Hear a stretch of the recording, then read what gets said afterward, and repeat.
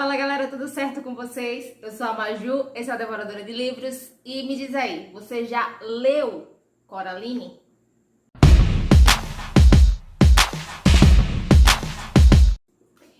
Minha gente, durante muito tempo, eu soube assim da história da Coraline, sabe? Eu assisti o filme há muitos anos atrás, séculos atrás, mas nunca tinha lido o livro. E chegou a vez dele. Eu amo essa edição da Intrínseca, acho ela belíssima. Tem uma outra edição que eu acho pavorosa, eu vou botar a foto aí pra vocês verem. Acho horrenda essa edição, tá? O livro é do Neil Gaiman, como tá dizendo aqui, tá? E ele, uma coisa interessante sobre esse livro é que ele começou escrevendo o livro, a história, para uma filha dele e terminou para a outra filha dele. Legal, né? Então, ele começou escrevendo o livro para a Holly e acabou terminando o livro para a Maddie. Ele começou escrevendo o livro em 1987, quando eles se mudaram para uma casa, e nessa época a Holly tinha apenas 5 aninhos. A história de Coraline se passava dentro dessa casa que eles estavam morando agora, tá? E na casa tinha uma porta que quando você abria não dava lugar nenhum, dava numa parede de tijolos. Outra coisa interessante é que o nome do livro seria Caroline. E aí, num erro de digitação, o nome ficou Coraline e o Neil Gaiman pensou assim, nossa, Coraline deve ser uma pessoa? Como será que termina a história dela? E aí o Neil Gaiman também pensou o seguinte, a Holly, ela gostava de histórias com bruxas, então a história da Coraline obrigatoriamente teria que ser uma história assustadora. Ao se mudarem novamente, né, eram os nômades, o Neil Gaiman teve que parar a história e aí ele só voltou a escrever 6 anos depois, em 1992.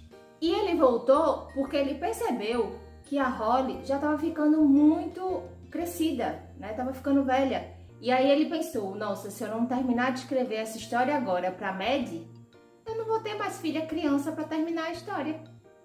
Então, ele decidiu terminar a história antes que a Maddie crescesse demais. E pasmem, como ele não tinha muito tempo para escrever, né? Ele se propôs nas horas vagas dar continuidade ao livro. Então, ele decidiu que todos os dias ele ia escrever pelo menos 50 palavras antes de dormir. Mas aí, como ele teve que fazer uma viagem a trabalho, ele pensou, nossa, eu vou aproveitar esse tempo que eu tô aqui a bordo do navio e vou dar continuidade à história e tentar terminá-la.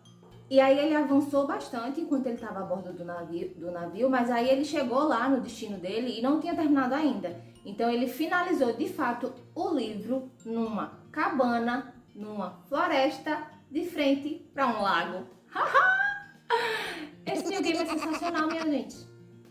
O livro foi lançado em 2002 e fez muito sucesso. Ganhou vários prêmios, né? Foi pro audiovisual e tudo mais. Mas para o Neil Gaiman, o importante é que o livro ele tinha funcionado para algumas pessoas. Então, o que é que a gente tem aqui no livro da Coraline? A Coraline é uma menina que ela se muda com os pais para uma nova casa, tá? Em uma nova cidade, em um outro lugar.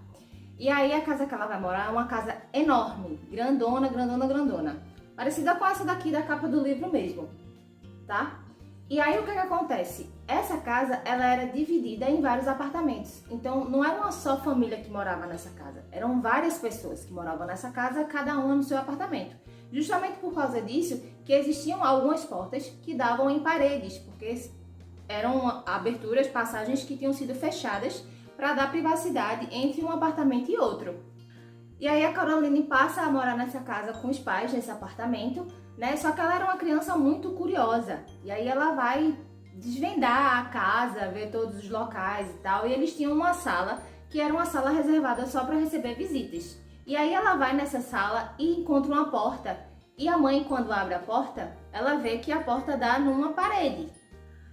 Logo em seguida, a Coraline começa a fazer amizade com os outros moradores dos outros apartamentos, tá? Então ela conhece um senhor estranho lá que se diz treinador dos ratos. Ela conhece as senhoritas Forcible e Spink, que tem 3 cachorros, e aí ela acaba se tornando amiga dessas 2 senhoritas. Por ser uma criança muito exploradora, de gostar de estar vendo as coisas, descobrindo as coisas, Coraline sempre ficava no quintal, né? Passava boa parte do dia lá no quintal, brincando e tal, vendo as coisas. E aí o que é que acontece? Um belo dia, só chuva. Chuva, chuva, chuva, que não acabava mais. E aí Coraline se sentiu muito chateada, muito entediada, parecendo uma filha que eu tenho, sabe? Porque não podia sair de casa. E aí ela volta naquela porta, que tinha uma parede atrás, e ela se depara com um corredor. Macabro, né? E aí ela, para desvendar, entra nesse corredor e acaba chegando num lugar muito parecido com a casa dela. E lá ela encontra pessoas que são muito parecidas com os pais dela, né? Só que a diferença é que eles são muito mais brancos e no lugar dos olhos eles têm botões. Pasmem, botões. Igual aqui, ó. São botões. E assim que Coraline chega lá, que encontra esses novos pais, a mãe dela, com olhos de botões, muito solícita, chega: "Oh, Coraline, estávamos esperando por você, querida." E aí, nessa nova família, tudo é muito perfeito. As roupas são perfeitas do jeito que Coraline quer, as comidas são as mais deliciosas, só que as coisas não são tão perfeitas assim.